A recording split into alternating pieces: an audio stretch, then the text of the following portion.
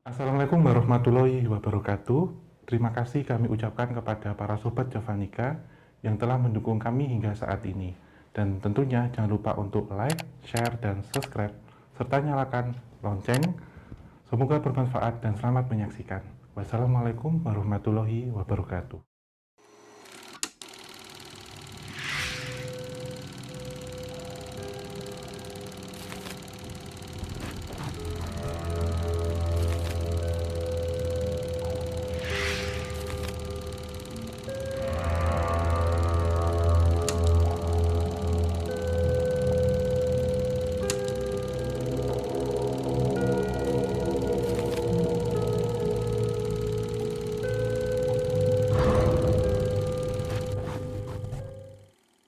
Halo Sobat Javanika dimanapun kalian berada. Assalamualaikum warahmatullahi wabarakatuh. Salam rahayu, rahayu, rahayu.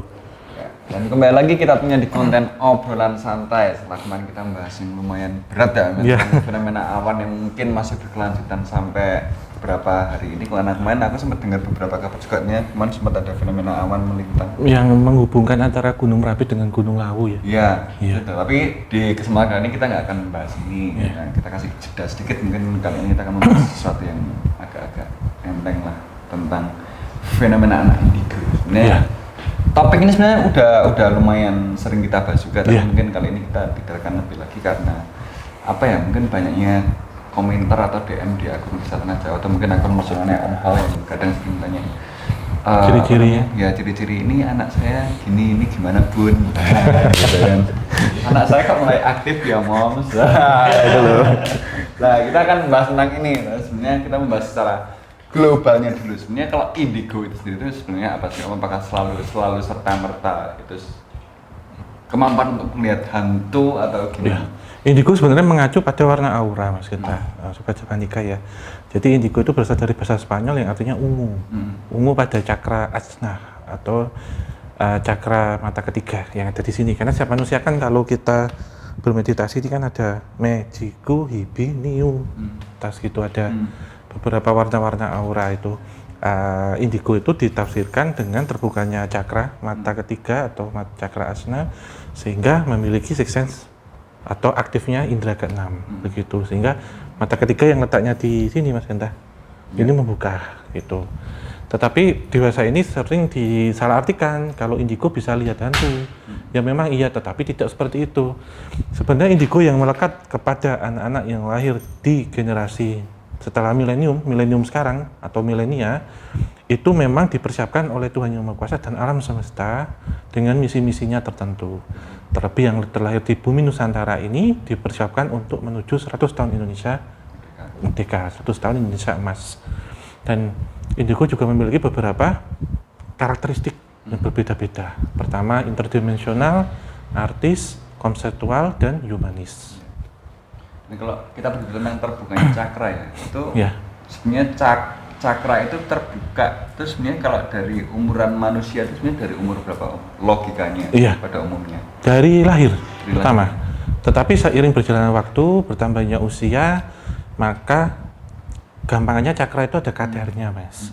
Sehingga semakin dewasa akan menutup gitu. Terkecuali orang yang terpilih di sini mendapatkan amanah, maka bisa semakin kuat gitu. Karena pada dasarnya semua orang punya sixth sense, tetapi aktif digunakan atau tidak itu semuanya berbeda-beda gitu. Semakin tidak pernah digunakan ya maka semakin dianya juga nggak peduli juga ya Om? Iya sama, kecuali kalau memang amanah itu berbeda. Sehingga di usia-usia tertentu beberapa orang yang kemudian ingin mendalami ini, ingin belajar ini dengan beberapa laku ritual, dengan guru spiritual, bisa mempertahankan atau memelihara itu sehingga itu tetap aktif secara sixth sense ataupun mata ketiga itu aktif. Ini kalau kita bicara tentang pengalaman indigo kan mungkin kan ya Om Hal sendiri kan mungkin juga pernah punya pengalaman itu. Kalau Om Hal sendiri sebenarnya gimana? Apakah dari kecil juga pernah terbuka itu? Maksudnya kan kita tahu Om Hal kan mesti di masa dewasa ini mungkin bisa melihat ya kayak gitu. Apakah di masa kecil kan juga bisa melihat juga? Iya, ingat saya 1 sampai usia 3 tahun Mas. Tapi di usia 3 sampai saya masuki akil balik ya, habis sunat itu tertutup sebenarnya dan aktif lagi ketika saya masuk SMP kelas 2.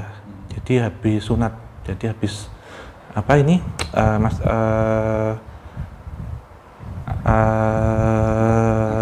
akil balik gitu. Sorry agak lemot. Belum pijet deh. Nanti habis ini mungkin. Terus itu memang dulu di awal saya masih ingat ya Mas, ini bahkan saya usia 1 tahun saya masih mengingat beberapa hal. Termasuk saya di usia 1-2 tahun itu kan kadang diajak orang tua nih dulu kan ke pasar malam atau apa. Ketika itu memang saya bisa berbicara dengan vocab yang saya kuasai waktu itu ya, dan bahasanya nggak jelas, tapi orang tua sudah bisa nangkep. Kadang ajaknya itu ke situs-situs, kemudian ke kuburan gitu juga Mas. Jadi situs-situs karena tinggalnya saya waktu itu masih di Jombang, ke Trowulan gitu waktu itu. Ketika masuk ke usia 3 tahun, saya pindah ke Jogja. Selama 3 hari 3 malam itu saya nangis tapi nggak keluar air mata. Karena saya melihat sosok raksasa, maksudnya sosok orang yang berbadan tambun, telanjang gitu, matanya merah dan melotot ke saya. Kemudian saya selama 3 hari itu nangis gak keluar air mata, kemudian sama ibu saya dibawa ke orang pintar yang ada di Bantul, ditutup. Itu sampai akil balik dan sampai waktu SMP kelas 2 itu karena saya melihat di rumah itu kan, maaf ya, dulu keluarga kan punya bisnis, dikirim-kirimi gitu, teluh atau apa. Kelihatan Mas itu sosok-sosoknya. Sampai tahun 2013 saat saya tergabung di komunitas bangunan tua itu kepakai, dan saya menyadari ini yang disebut dengan retrokognisi karena saya literatur, basically-nya literatur, tapi saat tiba di lokasi melihat sosok-sosok Belanda, jadi seperti peristiwa-peristiwa masa lalu yang pernah terjadi itu tampil lagi Mas. Jadi saya ketahui bahwa Sixth Sense tidak selamanya melihat hantu, tetapi juga bisa melihat peristiwa yang pernah terjadi. Tapi kalau berbicara tentang melihat hantu itu sendiri ya, maksudnya kan ini kan rentang umur nih Mas. Yeah. Apakah sosok-sosok atau makhluk yang dilihat dari rentang umur balita, anak kecil sampai dewasa itu beda-beda atau mungkin akan tetap sama? Iya. Bongsone demit ya pasti bentuknya kayak gitu atau iya. Ada yang sama ini Mas, kalau yang sama itu biasanya yang umum-umum. Jadi meliputi yang sering kita sebut ya, seperti White Lady, kemudian Candy Ghost, Black Giant itu umum. Tetapi kalau semakin usianya semakin matang, itu biasanya yang dilihat nanti sosok-sosok sepuh atau menyerupakan gitu, macam-macam. Jadi wujudnya ada yang bersorban, contohnya ada yang berkebaya, ada yang naik kuda seperti itu. Ada rentan waktunya dan secara kadar mata ketiga juga berbeda-beda Mas. Itu ada kekuatannya yang berbeda-beda. Sebenarnya dalam ilmunya sendiri itu saya pernah dikasih tahu dengan senior saya yang mendalami spiritual lebih lama gitu. Ada usia-usianya Mas. Jadi tadi 3 tahun, kemudian akil balik, usia 21, kemudian usia 35 sampai 42. Jadi saya ini belum masuk ke tahap yang lebih tinggi, dalam artian yang masih lebih halusnya belum Mas Genta. Rentang 30-an lah ya. Iya, kalau laki-laki memang batasnya 35, kalau perempuan itu 21. Sehingga nanti saya semua sudah terdownload, saya sudah menguasai banyak skill macam-macam, maksudnya sudah tetek, sudah nggak berubah-ubah, itu sudah diizinkan untuk menikah di usia 35, contohnya seperti itu. Dan di usia 42 berbeda lagi nanti lelakunya macam-macam gitu. Tapi sebenarnya kalau cara mengenali diri kita itu indigo atau enggak, itu sebenarnya gampangannya gimana? Nah, kan banyak yang tiba-tiba ngerasa apa terus wah aku indigo bukan ya. Lalu sebenarnya cara-cara gampang mengenalinya itu gimana sih? Iya, ini secara gambaran umum ya, secara psikologi ya, saya pernah komunikasi juga. Pertama menjadi sosok itu yang memiliki sedikit sifat konseptual. Jadi konseptual di sini, konseptual di sini biasanya orang-orang seperti itu gimana ya, kayak dia suka menjadi dirinya sendiri. Atau juga merasa asik dengan dunia sendiri. Tetapi maaf ya, bukan gangguan sel motorik otak atau autis, bukan. Tapi di sini biasanya nyaman dengan dunianya itu ketika menemukan skillnya, apa yang disukai. Misalnya Genta musik. Misal saya nih suka kereta api, ya udah saya melihat itu terus. Suka dengan lingkungannya itu sendiri. Maksudnya terkadang orang-orang seperti ini negatifnya itu susah diatur dan mendapatkan masukan, biasanya situ. Terlebih kalau dominan di sifat konseptualnya, itu justru malah bisa melahirkan ide-ide baru yang orang tidak kepikiran, dan saat ini direvisi, diarahkan apa, dia nggak mau. Terkadang ada anak kecil yang usia 5 tahun bisa ngasih tahu orang dewasa. Jadi tua usia muda tapi jiwanya tua. Salah satu contohnya itu Mas pertama.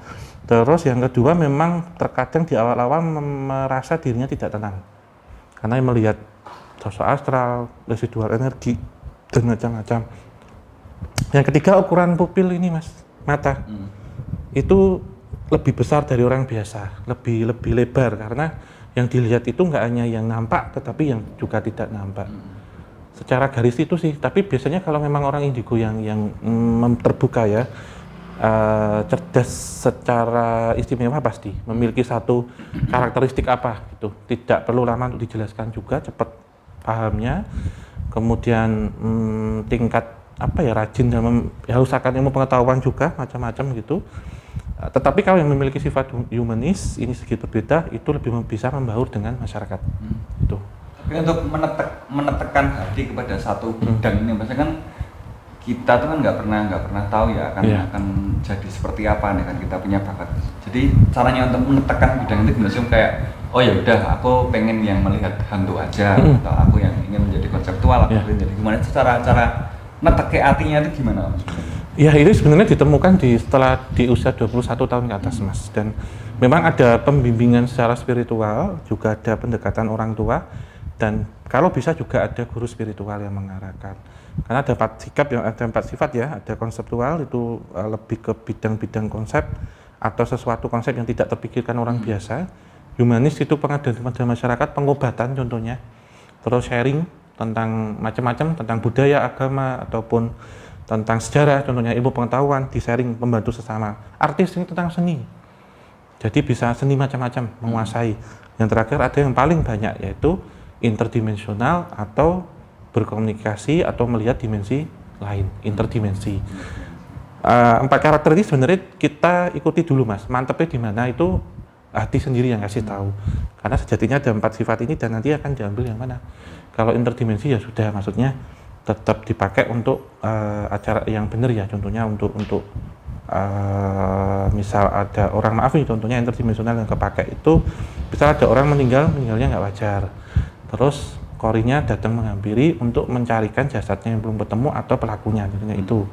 Terus artis jelas seni musik, seni gambar, seni rupa, macam-macam, seni tari juga. Humanis pengobatan, konseptual itu biasanya paling sering. Kalau konsep tuh ya saya pikirkan tuh bidang seni arsitektur contohnya seperti itu gitu. Ya, mungkin dengan ini ya, mungkin cara-cara paling tepat mungkin kayak lagu Semedi berdapat adalah cara untuk menggali pengenmu di mana ya sebenarnya. Iya, termasuk seperti kungkum atau puasa benar, karena yang ngasih tahu nanti diri kita sendiri. Ngambilnya mau kemana, dan ini menjadi bakat istimewa dan ini Mas skill ya istimewa, kemampuan yang istimewa memang benar. Dan ini ya, ini maksudnya bukan aku menyerang anak indigo apa enggak, tapi dari lamanya perjalanan kisah Tanah Jawa tentunya kita udah banyak ketemu dengan orang-orang yang super istimewa, super unik juga ya Om ya. Tapi kalau menurutku ya, uniknya anak indigo itu dia selalu punya sudut pandang yang menarik tentang spiritualitasnya dengan ketuhanan. Dia selalu punya ya, kalau cara aku tuh kayak gini kayak gitu ya. Tapi itu tetap bagus dan tetap benar menurutku. Itu kenapa? Iya, karena gini Mas, jiwa-jiwa seperti itu kan biasanya lebih memilih tempat yang sunyi. Termasuk bertemu dengan hal-hal halus di sini. Hal-hal halus itu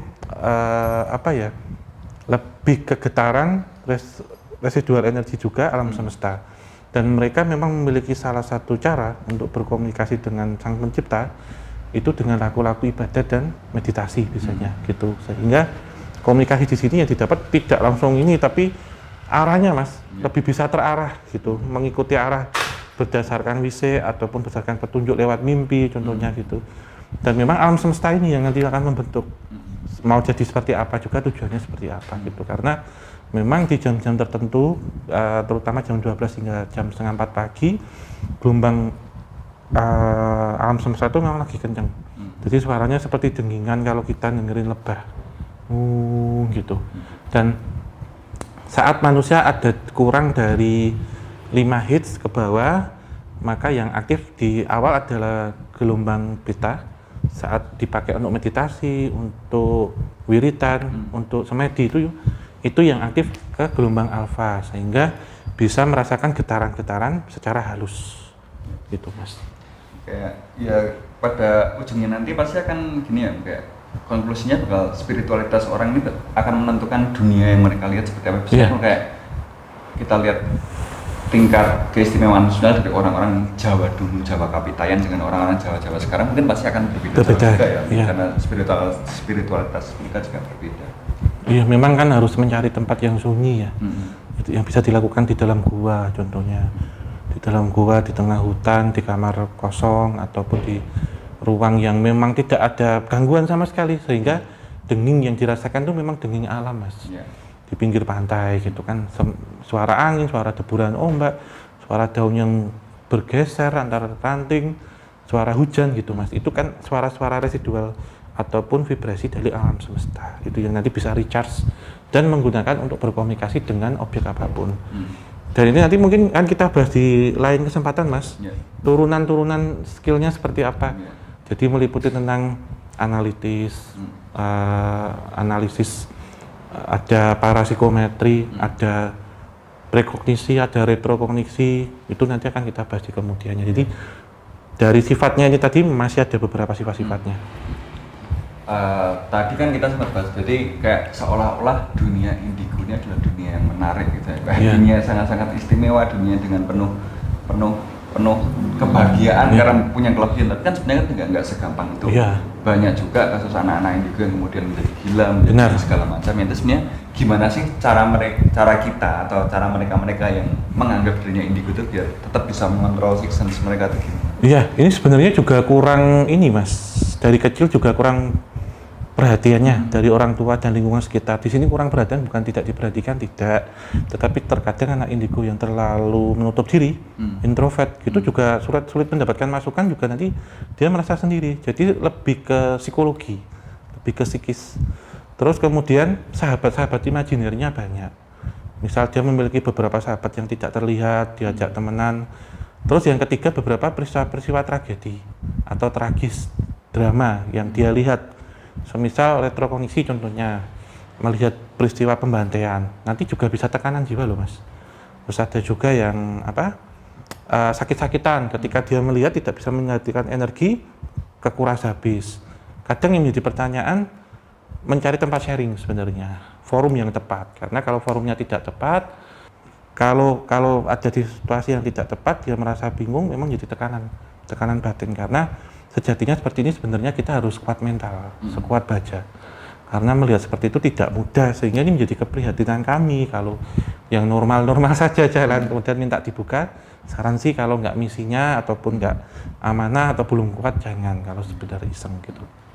Berat kayak gitu ya teman-teman kayak gitu. Dan mencari teman sharing pun kadang juga nggak susah karena pemahaman orang yang terlanjur mendalam itu kan juga pasti perjalanan hidupnya udah panjang ceritanya juga banyak, dan itu susah juga sih teman-teman. Emang harus dari tetek hati sih biasanya kayak gitu. Termasuk pengalaman dan niat, karena kalau kita dicurhati itu kan kadang temen yang banyak pas kita pusing aja bikin tambah pusing ya, Mas. Apalagi kalau yang nyurhatinya nggak kelihatan, cerita meninggalnya kenapa, suruh nyarikan ini, dia datang dari mana, seperti itu. Juga telinga harus kuat juga, jadi sisen itu tidak selamanya hanya melihat tetapi juga mendengar. Dan di sini yang dimaksud dengan indera keenam sendiri adalah merasakan atau mengetahui segala fenomena atau peristiwa-peristiwa yang terjadi di luar dari panca indera. Karena itu kan halus, jadi tidak bisa dirasakan dengan telinga lahir, mata lahir, gitu semuanya pakai batin dari dalam atau dari trinetra, mata ketiga. Intinya kalau bukan jatahnya nggak usah maksain lah Om ya, karena jatah manusia itu kan pasti udah sendiri-sendiri kayak gitu. Jadi ya udah ngapain kita menekan diri kita untuk sesuatu yang bukan untuk kita kayak gitu sih. Jadi kalau ini sebelum kita tutup, advice terakhir atau ini pemenang terakhir, peringatan terakhir untuk teman-teman kita mungkin sekarang sedang merasa indigo. Apa? Pertama tetap jadilah diri sendiri, terus pergunakan segala titipan ini dengan baik, semoga dipertemukan dengan orang baik, dan kalaupun kita diberikan amanah atau terbuka mata ketiga atau indigo, gunakan kesempatan ini sebaik mungkin untuk ladang amal kita, karena ini menjadi salah satu ilmu, dan ilmu berguna itu adalah salah satu nanti yang akan dibawa sampai meninggal gitu. Jadi manfaatkanlah titipan ini atau pergunakan titipan ini untuk mencari amal ladang amal sebanyak-banyaknya untuk membantu sesama. Tetapi membantu di sini mengikuti kata batin juga. Jadi diarahkan nanti kamu. Nah itu sih. Jangan inilah intinya jangan muncul ketika ada fenomena apa yang itu menghebohkan gitu. Justru menurutku itu sangat agak gimana gitu kayak malah bukan yang bikin tenang, malah bikin tambah nggak karuan kayak gitu. Ya sebenarnya kalau di retrokondisi sendiri kan ada pepatah ya. Wat seh apa tuh? Wit wat seh maseh nit alit wat seh wit. Apa tuh? Subtitlenya langsung. Ketahuilah apa yang kau ketahui. Katakanlah apa yang kau ketahui, tetapi jangan semua yang kau ketahui kau dikatakan gitu. Wit wat seh wat seh nit alis wat seh wit. Itulah pokoknya. Itu tak kasih tulisannya. Jadi intinya kalau memang sesuatu itu lebih baik menjadi misteri, biarkan itu tetap menjadi misteri semesta yang nggak usah kita bongkar kalau memang itu belum waktunya kayak gitu. Jadi mungkin akhir kata teman-teman seperti ini sedikit membahas tentang ini. Kita nggak tahu apakah kedepannya akan kita perdalam lagi untuk ini bidang-bidangnya. Nanti kita ambil aja nanti untuk penjabaran analisisnya. Jadi analisis mungkin nanti yang menarik karena di situ ada para psikologi itu seperti apa, kemudian ada prekognisi, ada retrokognisi, kemudian sugesti, hipnotis, terus analisis juga, kemampuan analisis dan macam-macam di situ nanti termasuk penyembuhan itu secara penyakit non medis ada juga. Karena ada yang menyentuh gini bisa sembuh, kita ada gitu juga. Macam-macam lah pokoknya. Ya, jabatan-jabatan kayak gitu yang mungkin masih belum kita tahu ya Om ya. Mungkin akan kita bahas di minggu ke depan atau next topik selanjutnya, tapi untuk kali ini kita rasa cukup untuk membahas tentang anak-anak indigo secara basically. Dan mungkin akhir kata Om kalau mau ditutup. Iya, diucapkan banyak terima kasih untuk yang sudah like, komen, kemudian yang sudah subscribe. Tentunya bagi teman-teman yang sudah join di membership juga, diucapkan banyak terima kasih serta selalu mendukung agar channel kami tetap berkembang untuk bisa jalan-jalan lagi. Doakan agar pandemi COVID-19 ini segera meredah dan kita bisa meet and greet kembali. Mungkin akhir kata, semoga bermanfaat. Wabillahi taufiq wal hidayah. Wassalamualaikum warahmatullahi wabarakatuh. Mugi tansah pinaringan rahayu sagung dumadi. Amin. Terima kasih teman-teman semuanya dan sampai jumpa di video-video kisah tanah Jawa selanjutnya. Terima kasih dan sampai jumpa kembali.